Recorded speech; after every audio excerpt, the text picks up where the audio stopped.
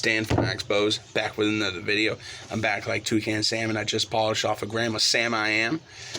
Alright, here with another video. It's taking a little bit longer than I wanted to, but we had some unexpected family issues. And to all my under 30 subscribers, I apologize for it took so long. But here's where I'm at. I sketched out the rough design of what I want to do. About a third of the bow's limb on each side. I did a nice little taper down to 3/4 of an inch. So I want to get the tips as thin as I can without it being too thin and possibly break. I did it on both sides. See, and then when I bought the board, I bought 7 feet.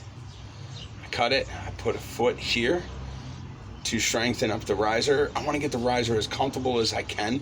This is kind of a small bow for my hand, so I'm just trying to smooth it out a little bit, just to make it feel a little bit better in my hand. You might not need it or might not want it, but that's just where I am.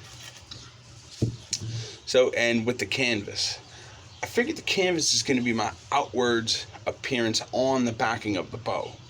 I'm going to do the fiberglass that I showed in the first video, and then I took a piece of canvas and I took some charcoal. I crushed up the charcoal really fine, and I introduced it with some water, and I did it throughout the canvas. Tapers out.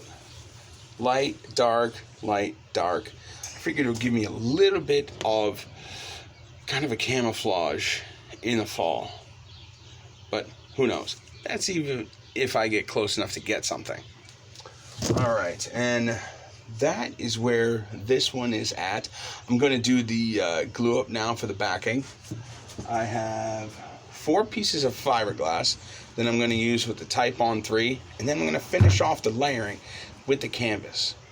I chose to just do 4 layers of fiberglass because I believe the 4 layers with the single canvas should give enough strength for the bow. And we will all find out in the tailoring process if I was wrong or if I was right. And if I was wrong, well, it's someone else's fault. If I was right, it was all me. That's where this one is at so far. And I started working a little bit on the quiver also in between the time. I have a really cool process going right now. A little bit of an idea. So I stitched up a pocket that goes on the actual quiver itself. This is going to hold like extra tips, things of those sorts. Now this is the jute twine. The jute twine, I hand stitched it, did this, and I'm going to use a piece of bamboo, and I'm going to do like almost like a little tooth that goes through, secures it right here, so when you're walking it doesn't pop open.